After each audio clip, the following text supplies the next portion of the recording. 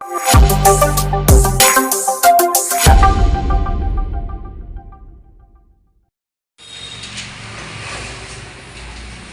Manjapra mass Motors എന്നായിരുന്നു നമ്മുടെ hero glamour വണ്ടി. നമ്മളത് വർക്കിന് കയറ്റിയിട്ടുണ്ട്. ജന സർവീസായിട്ടാണ് ചെയ്യുന്നത്. ഫുള്ളായിട്ട് നമ്മളെല്ലാ ഭാഗങ്ങളും ഒന്ന് ചെക്ക് ചെയ്ത് കൊണ്ടു. അപ്പോൾ അതിന് ഭാഗമായിട്ട് നമ്മൾ അതിൻ്റെ ബാക്കിൽ ബ്രേക്ക്, അതുപോലെ എയർ ഫിൽറ്റർ, പ്ലഗ് എല്ലാം ഒന്ന് ചെക്ക് ചെയ്യാൻ വേണ്ടി അയച്ചിട്ടുണ്ട്. അപ്പോൾ ബാക്കിലെ ബ്രേക്ക് ഷൂ ചെക്ക് ചെയ്ത് നോക്കുമ്പോൾ നിലവിൽ വേറെ കുഴപ്പമൊന്നുമില്ല. നമുക്കത് ക്ലീൻ ചെയ്തിട്ടാൽ മതി. ബ്രേക്ക് ഷൂ വേറെ കുഴപ്പമൊന്നുമില്ല, ക്ലീൻ ചെയ്തിട്ടാൽ മതി. നമ്മൾ ബ്രേക്ക് നമുക്ക് ഒന്ന് അയച്ച് ഗ്രീസ് ചെയ്ത് റീസെറ്റ് ചെയ്യാം. അതുപോലെ ചെയിൻ്റെ ഭാഗം ചെക്ക് ചെയ്യുമ്പോഴും നിലവിൽ നമുക്ക് അഡ്ജസ്റ്റ് ചെയ്യാനുണ്ട്, വേറെ കുഴപ്പമൊന്നുമില്ല. ഒന്ന് ടൈറ്റ് ചെയ്തിട്ട് നമുക്ക് ഓയിലും ഗ്രീസൊക്കെ കൊടുത്തിട്ടൊന്ന് റീസെറ്റ് ചെയ്യാം. അതേപോലെ തന്നെ അതിൻ്റെ ബാക്കിൽ ഈ ഇൻഡിക്കേറ്റർ മാറ്റാൻ പറ്റില്ല, അതൊന്ന് മാറ്റി റീസെറ്റ് ചെയ്യാം. അതേപോലെ ഈ ഇൻഡിക്കേറ്റർ ഉണ്ടോ, അതിൻ്റെ ബ്രാക്കറ്റ് ബെൻഡായിട്ട് മേലോട്ട് നിൽക്കണം. അപ്പോൾ നമുക്ക് ആ ബ്രാക്കറ്റ് സ്റ്റോപ്പ് ഉണ്ടെങ്കിൽ ആ ബ്രാക്കറ്റ് കൂടി മാറ്റിയിട്ട് ഇതൊക്കെ ഏകദേശം ആ ബ്രാക്കറ്റിന് ഒരു 50-50 രൂപ വരുള്ളൂ. അപ്പോൾ കയ്യോടെ നമുക്ക് ആ ബ്രാക്കറ്റ് കൂടി ഉണ്ടെങ്കിൽ അതൊന്ന് മാറ്റിയിട്ടൊന്ന് റീസെറ്റ് ചെയ്യാം. പിന്നെ നമ്മൾ അതിൻ്റെ എയർ ഫിൽറ്ററൊക്കെ ഒന്ന് ചെക്ക് ചെയ്യാൻ വേണ്ടി അയച്ചിരുന്നു. എയർ ഫിൽറ്റർ നിലവിൽ വേറെ കുഴപ്പമൊന്നുമില്ല. എയർ ഫിൽറ്റർ നമുക്ക് അതിനെ ഉപയോഗിക്കാം, വേറെ കുഴപ്പമൊന്നുമില്ല. പിന്നെ നമുക്ക് അതിൻ്റെ എഞ്ചിൻ ഓയിൽ മാറ്റാറായിട്ടുണ്ട് കേട്ടോ. എഞ്ചിൻ ഓയിലൊന്ന് മാറ്റിയിട്ടൊന്ന് റീസെറ്റ് ചെയ്യുന്നുണ്ട്.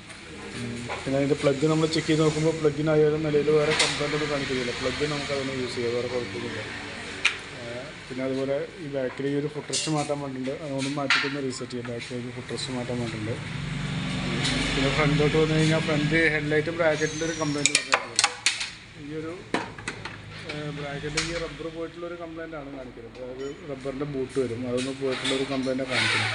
ആ 2 ബൂട്ട് മാത്രം ഒന്ന് മാറ്റിയിട്ടൊന്ന് റീസെറ്റ് ചെയ്യുക. നിലവിൽ വേറെ കുഴപ്പമൊന്നും കാണിക്കുന്നില്ല. പിന്നെ ഫ്രണ്ടിലെ ഡെസ്ക് പാഡൊക്കെ ഒന്ന് ചെക്ക് ചെയ്യാൻ വേണ്ടി നമ്മൾ അയച്ചിട്ടുണ്ട്. ഡെസ്ക് പാഡ് ചെക്ക് ചെയ്ത് നോക്കുമ്പോൾ ഡെസ്ക് പാഡായാലും നിലവിൽ വേറെ കംപ്ലൈൻ്റ് ഒന്നും കാണിക്കുന്നില്ല.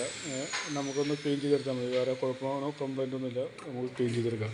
പിന്നെ നമ്മളതിൻ്റെ ബാറ്ററിയുടെ ഭാഗം കൂടി ചെക്ക് ചെയ്യാൻ വേണ്ടി അയച്ചിട്ടുണ്ട്. ബാറ്ററി ഇരിക്കുന്നത് 2024 മോഡൽ ബാറ്ററിയാണ് ഇരിക്കുന്നത്.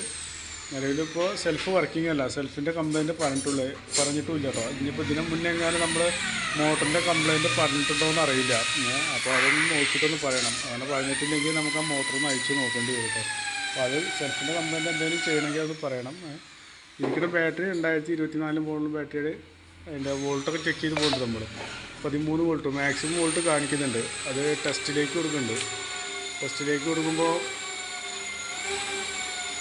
അത് ഓക്കെ ആയിട്ടാണ് കാണിക്കുന്നത്. നിലവിൽ വേറെ കംപ്ലയിൻ്റ് ഒന്നുമില്ല കേട്ടോ. ബാറ്ററിക്ക് നിലവിൽ വേറെ കംപ്ലയിൻ്റ് ഒന്നുമില്ല. സെൽഫ് സംബന്ധമായ കംപ്ലയിൻറ്റ് കാണിക്കുന്നത് മോട്ടറിൻ്റെയാണ്. ഇപ്പോൾ മോട്ടറൊന്ന് അയച്ചു നോക്കുന്നത്.